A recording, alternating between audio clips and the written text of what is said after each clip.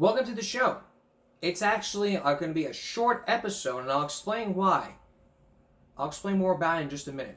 This is, well, I should say, welcome to a special Give Me a Break. Election 2023. What you need to know, or Election 2023, my predictions. What do you think sounds better? You probably won't know. But as we're looking forward ahead, this short special is going to be all about what you need to know when you're voting. In just a few minutes, we're going to tell you all about Proposition A, the biggest one ever that's happening here in Corpus. And then we're also going to tell you what's going to happen when you're voting in other states like Ohio and in New York. But let's start by looking ahead at what's going to happen next year, because we're just 1 year away from election 2024. What does that mean, you might ask? It means that Donald Trump could be back in the run for president. After what happened, because let me say, I don't vote, and even if I did vote, I will tell you who I would vote for. But there's new polls that are good shows. Let's take a look at those polls. The choice for president. 51% say for Trump, while 48% would say for Joe Biden.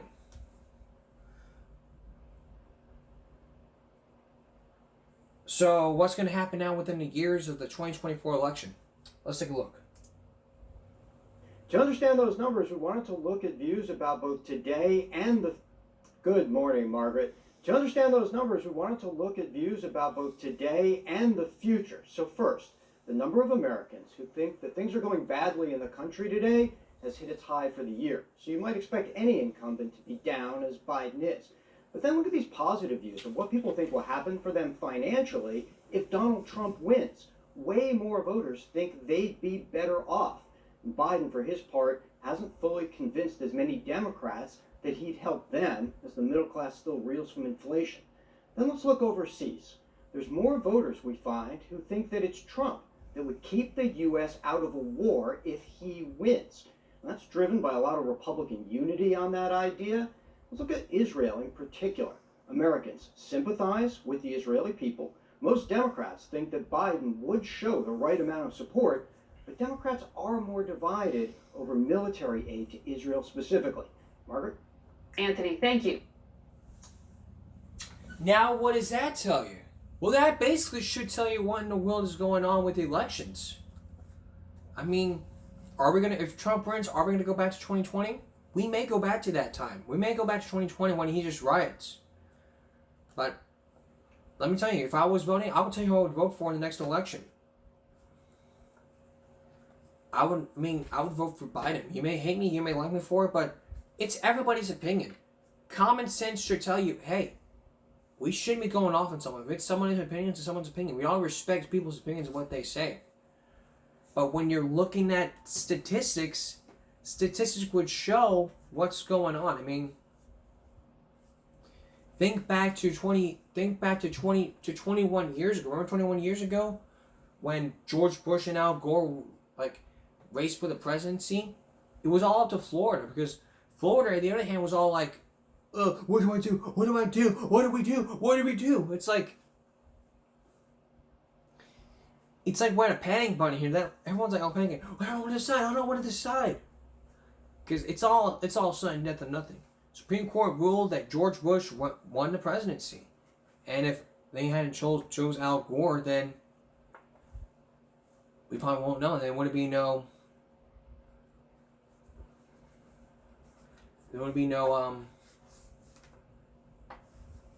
no child left behind.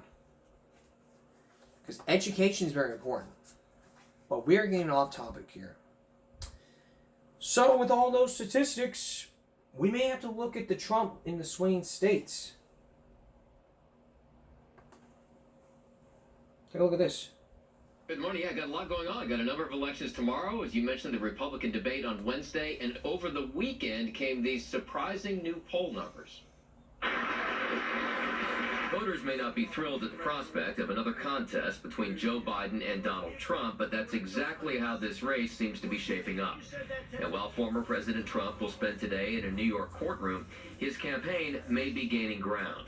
A New York Times poll shows that Trump is leading in 5 of 6 critical swing states, with Biden ahead only in Wisconsin. That may be setting off alarm bells at the White House. I would say this is pretty devastating. It was going over issues where they feel like Donald Trump is prevailing on economy, on national security, on border and immigration, which are some of the top issues of this upcoming election. But beyond the polls, a number of states have off-year elections tomorrow, and Virginia is going to be one of the real battlegrounds. Can Republican Governor Glenn Youngkin there show that the GOP is on the move, even in a state that has been trending blue? Liberal left Democrats don't really have anything to talk about, and so they just bring in other people to talk about the same things, which is selling fear. But abortion may be a driving issue for many Democrats tomorrow, especially in Ohio, leading to higher turnout. And even Democrats in deep red Mississippi think they have a shot in that state's gubernatorial race. Everybody has a seat. Black and white, Republican, Democrat, independent. I don't care who you are. And a lot of times these off-year elections don't get much attention because there aren't marquee races for Congress or the White House. But the turnout tomorrow will give us perhaps a really good read into overall voter sentiment heading into a big election year. They don't get a lot of attention, but they matter. Mm-hmm. We end up seeing that. No doubt. All right, Doug Later live for us in Washington. Doug, thank you very much. Wow. So now we know what happens. But we are just getting off topic here for what's going to be happening next year. Let's rewind to today here. Coming up next, today's election is all about the good old Proposition A. What you need to know. Then later on, what you need to know if you're going to vote in New York and in Ohio. Stay with us. Welcome back to our special Give Me a Break, all about election 2023. What you need to know. The reason why this is going to be a short episode is because I don't know all the tweaks about running an election special, because all the people I always do is like ABC News, NBC News, CBS, MSNBC, Fox, whatever. But I'm going to try to keep it simple in under a half hour as I can. If not, we'll do an aftermath special coming up tomorrow. But moving forward, this election here at Corpus Christi is going to be all about the good old Proposition A. If you've been focused on the news in Corpus Christi, you know all about Proposition A is going to happen here in the state of Texas, probably in Corpus Christi. That's what's going to drive people to the polls, like kids screaming for ice cream and moths to a flame. So what do you need? You need to know about Proposition A right before you go to the polls. You're going to hear from a political analyst who gives his take about what's going on, because a lot of people don't even know what Proposition A is or about the other propositions that are being put in place. Here's Simone Simpson. Good morning, Barbie. John Thomas. Political analyst Dr. Bill Chris says Proposition A will most likely drive people to the polls. Now, our team has covered Proposition A extensively, but in case you're just hearing about it now, here is a brief rundown. It is a recommendation and method for repurposing a 1/4 sales tax that was passed by voters some time ago and used to fund downtown improvement projects like the seawall renovation. The city is required to determine a new way to repurpose that tax. Proponents of Proposition A say that this is a good way to use these tax monies to create a convention center hotel, to expand the convention center, create economic development. Opponents of Proposition A say that there was insufficient public input into the process.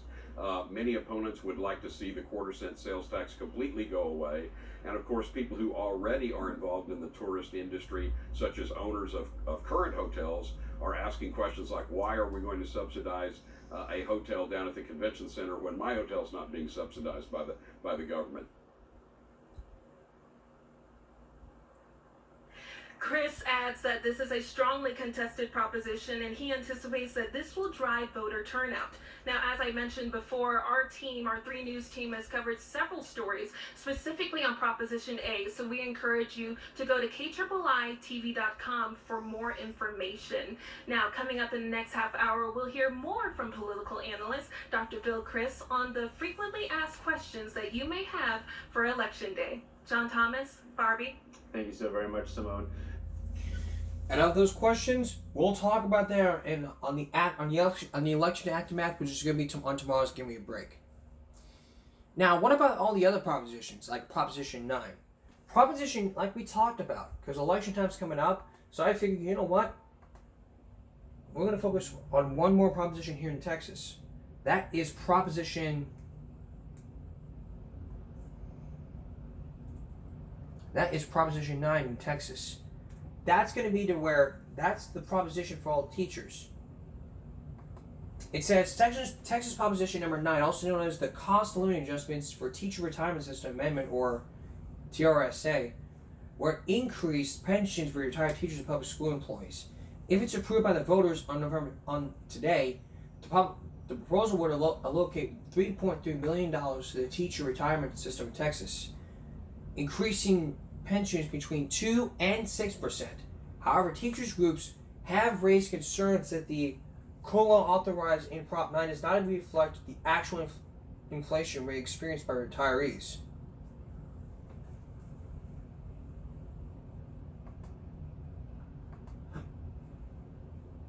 The full results about all this. So, there's nothing yet, but because this is not it. Because no one has even voted yet. So when that happens, we'll let you know.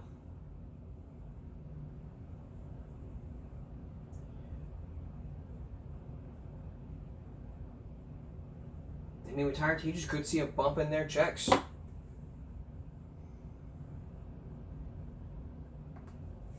For all buildings teachers, if you're a retired teacher, you could see a bump in that paycheck.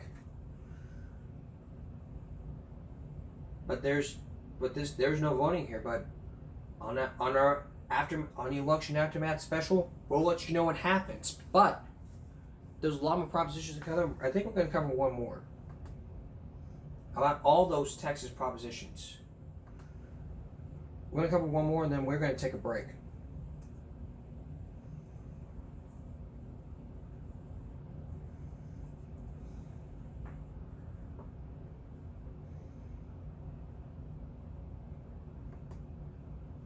In Proposition 1 is the Constitution to protect the right to engage farming, ranching, and wildlife environment.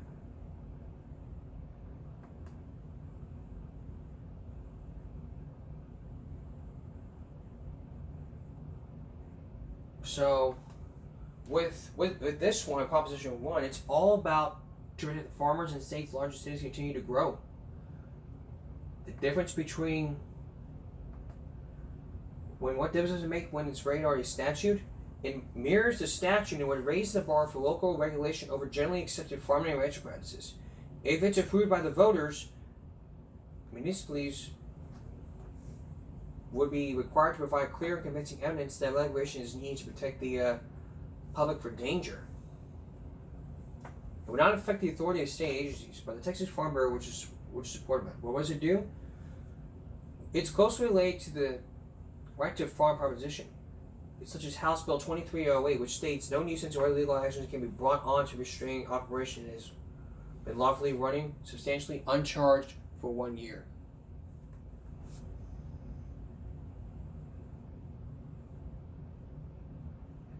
So,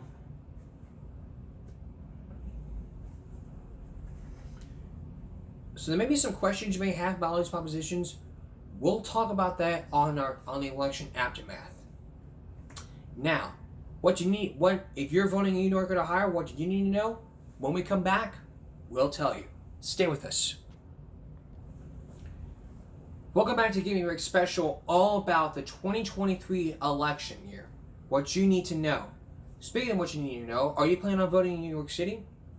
Well, the city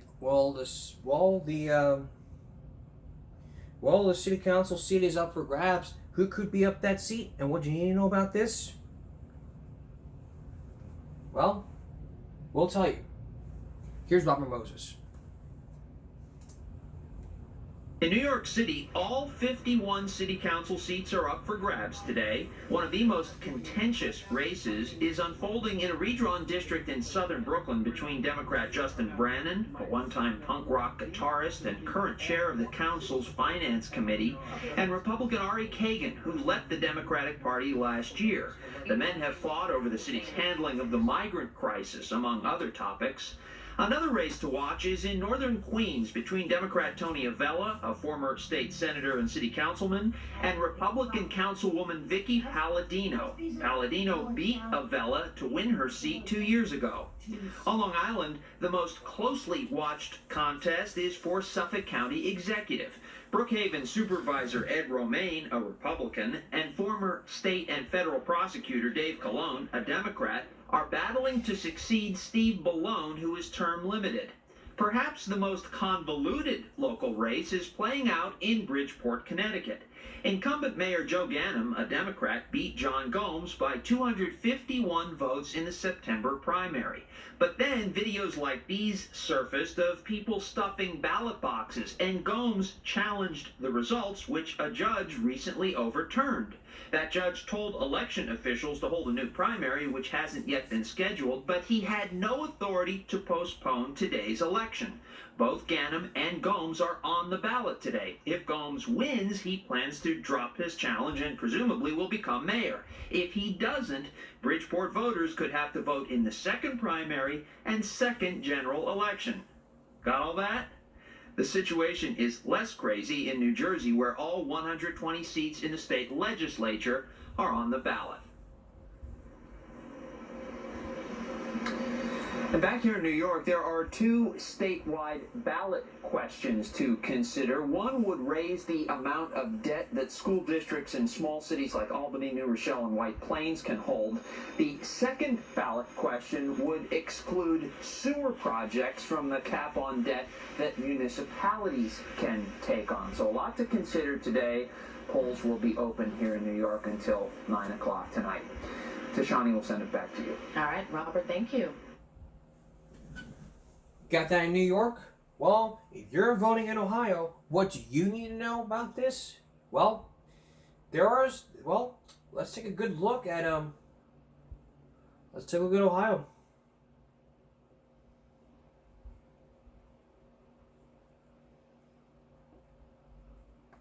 Let's take a look at Ohio. Ohio, Kentucky.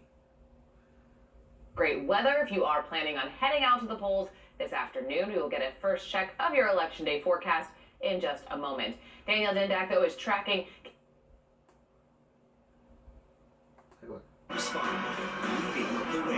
Commitment 2023, it is Election Day in Kentucky, Ohio, and Indiana. All the polls are open right now. Thanks for joining us here at noon. I'm Stephen Albert. And I'm Kelly Rippin. So we are tracking major races on both sides of the river. There's great weather if you are planning on heading out to the polls this afternoon. We will get a first check of your Election Day forecast in just a moment. Daniel Dindak, though, is tracking Kentucky, talking to voters, casting their ballots in a closely watched race for governor. But we want to start with Meredith Stutz. She joins us live from Anderson Township, where voters are weighing in on some very hot-button issues. Meredith. Absolutely. Good afternoon to you, Stephen and Kelly. From Mercer Elementary School, we're told that it is a hot spot for Hamilton County voters. At last check, they had nearly 800 people who have cast their ballots today. Overall, the Board of Elections says that the morning went smoothly, which is a good thing, but the turnout is really impressive. So far, they estimate between 40 and 45% for Hamilton County voter turnout, which is huge. Compared to a normal off-year election, that would be between the 20s and 30%, and now we're forecasting between 40 and 45%.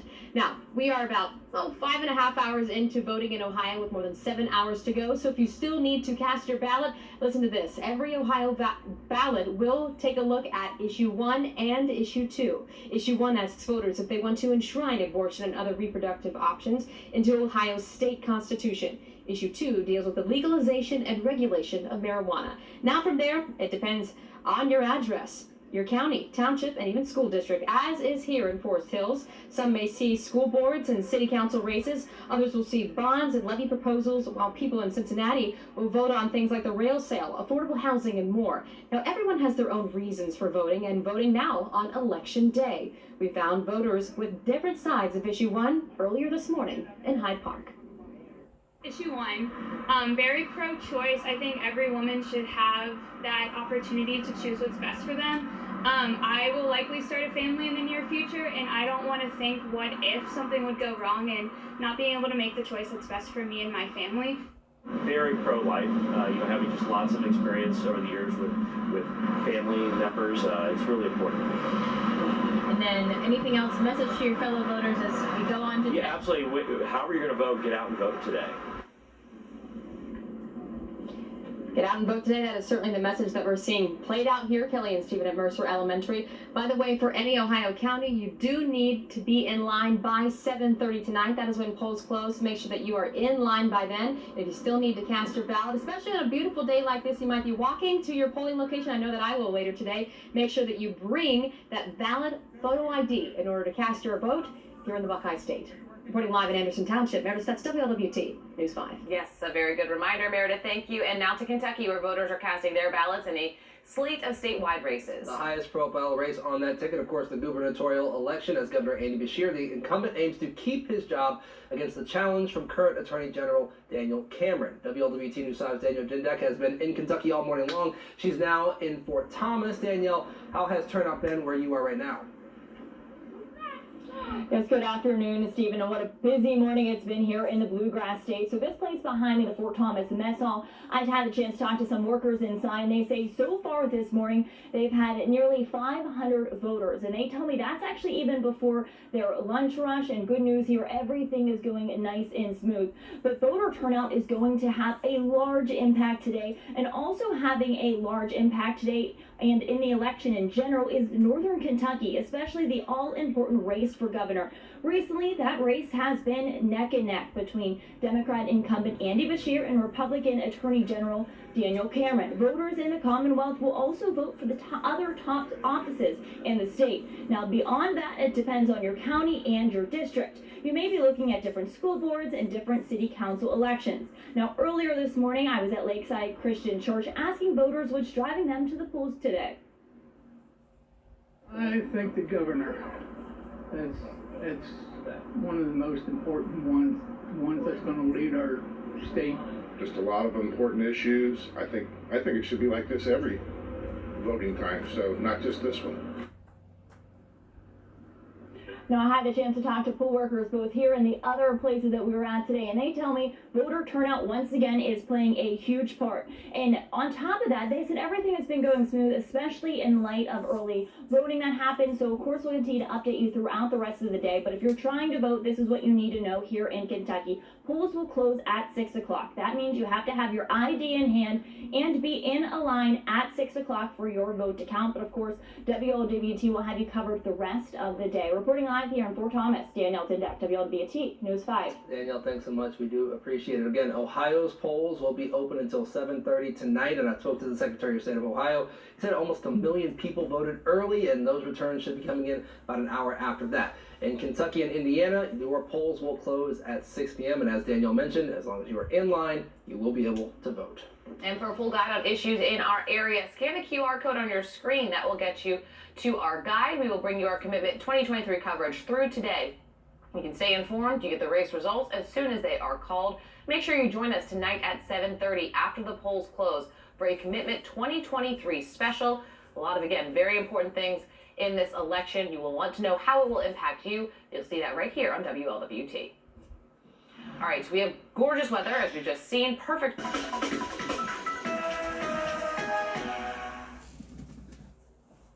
So now you get the picture here of what's going on.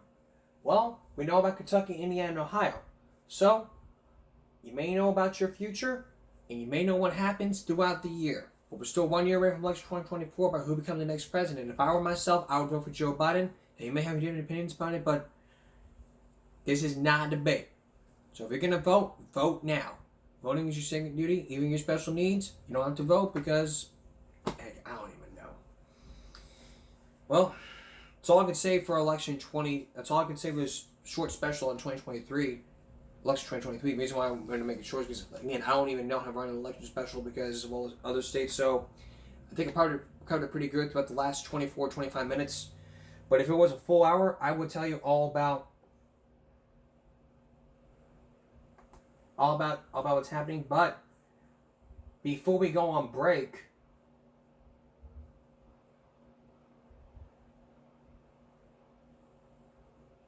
here,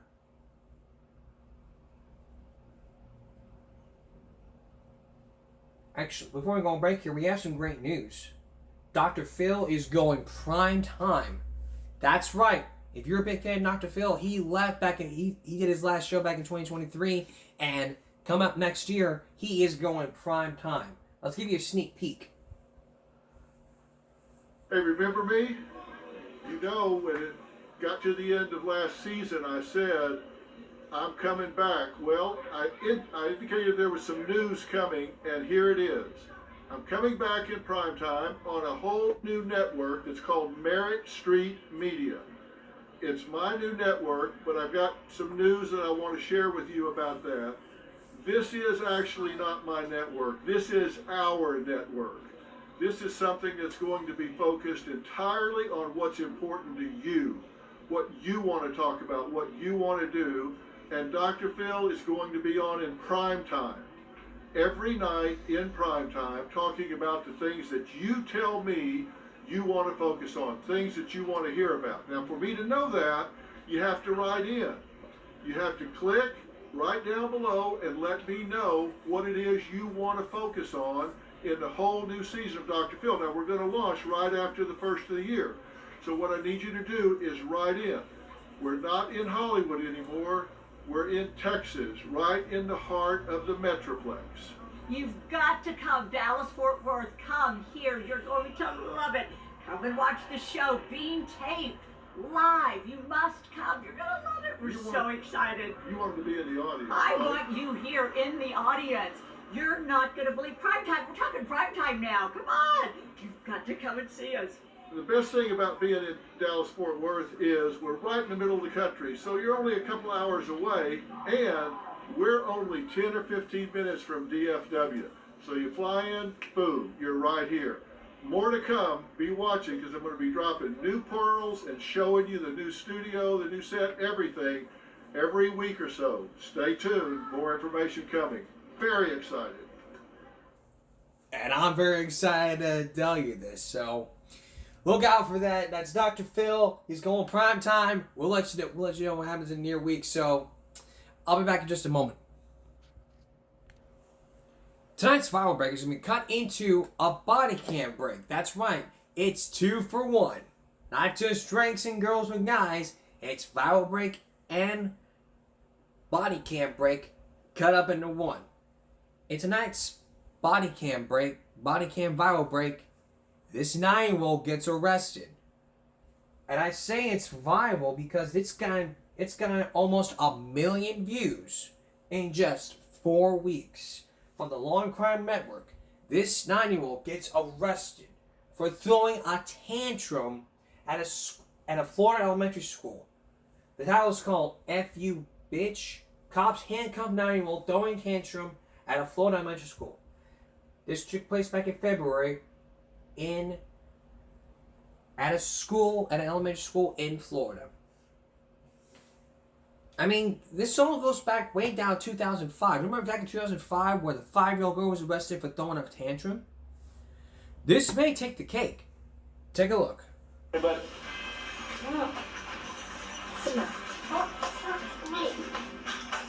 So you calm down.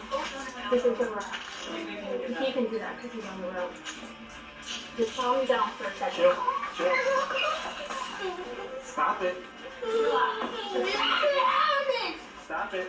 Sit up. Outrage in Central Florida after body cam footage shows police handcuffing a 9-year-old student for 13 minutes inside of his own classroom.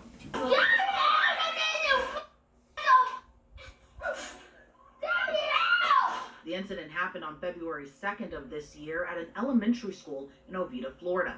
According to the incident report, 2 Oviedo police officers were called to Stenstrom Elementary School in response to an unruly child. No. This is one of those situations, man. Society can't be an SRO. Here on Officer Yashira Mankata's body cam, you can see the child throwing paper and books that have been scattered across the floor as staff members attempt to calm the child down. Officer Mankata then tries to approach the student to try to de-escalate the situation, but the officer is met with fists and profanity from the 9-year-old. You want to throw stuff though, right? That's okay. I get that a lot. It doesn't hurt my feelings. In Introducing the next generation of pepper spray. Meet Palm, a new maximum strength self-defense product carrying the unit in your pocket. Necessary performance. Come on, learn more at palmpepperspray.com. Staff members hold a blue punching bag as the student continues to lash out, this time by kicking the teacher. Next, Officer Scott Mosley responds to the classroom, while the student continues to throw items across the room, including a wet floor sign. Moments later, Officer Mosley handcuffs the student, which according to the incident report, the officer did so out of concern for others in the room.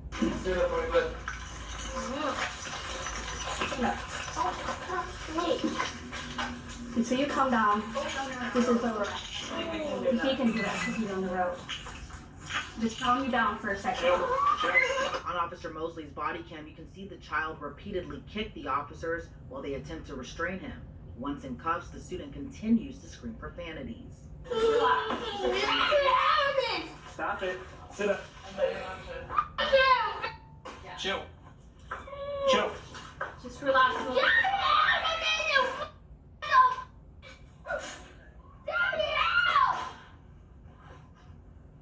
Baby, chill.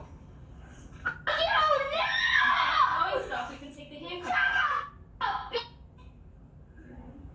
I'm not gonna do that. According to the police report, the handcuffs were dangled loosely around the child's wrist, but didn't allow the hands out.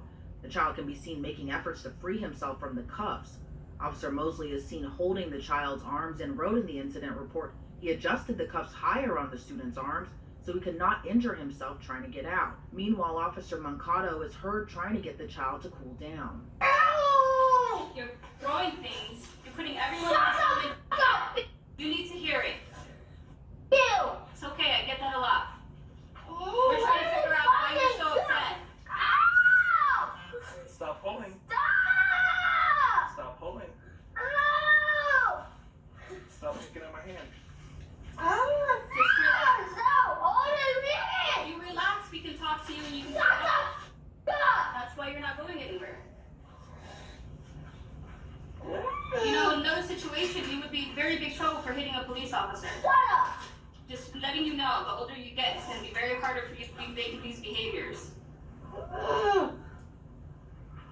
You're doing really good with Officer Tennant. She gives you stickers, she asks you how your day is, and then this is how you treat us. You can relax, we can take the cuffs off, but you're literally endangering everybody here by hitting everybody. And they don't come to work to get beat up. They come to work to keep you safe and teach you. That's fine. A few minutes later, Officer Mankata continues to encourage the student to calm down so he can be let go of the cuffs. You don't care, but you can go to jail for things like that. And I don't want to see you go to jail for things like that. Okay? You can get in trouble for hitting staff too. Okay, I've done it since pre-K. That's not nice. Why do you do those things? Because the teacher told. But why? They're only trying to teach you. Okay. But we want to get you off those cuffs, so you're trying to get off the cuffs. We can easily open them if you just comply and talk to everybody to see what's going on with you while you're having a rough morning. You're trying really hard to take those cuffs off, and we want to take it off, trust me. We just want to make sure everybody's safe. So can you talk to us? Next, the teacher is seen calmly speaking to the student, which seemingly calms him down, prompting Officer Mosley to release the student from the handcuffs.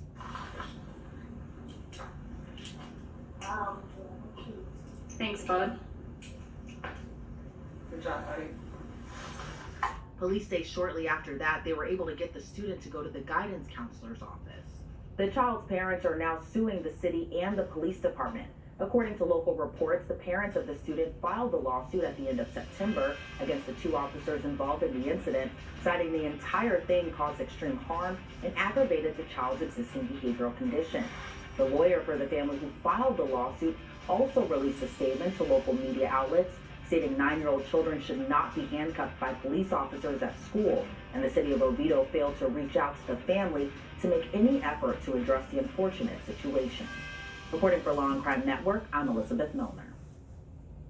Wow. Can you just believe that? Can you actually believe that this happened back in February?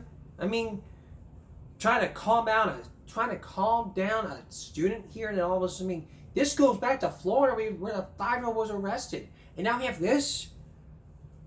If I was a good attorney, I would say these parents have a good case here because of what's going on here. So it's just my take about what the heck's going on here. But we have people out there, we have kids that they're just trying to freaking throw a tantrum. You get the police involved. I mean, that's not how it works. Calm the escalation. Don't freaking get the cuffs on. It's common sense. It's common sense. That's all for the special edition of Give Me a Break Tuesday. Coming up on Wednesday, the aftermath, the election aftermath, and all about road rage. We'll see you again for Give Me a Break Wednesday. For all of us here at YouTube, good night.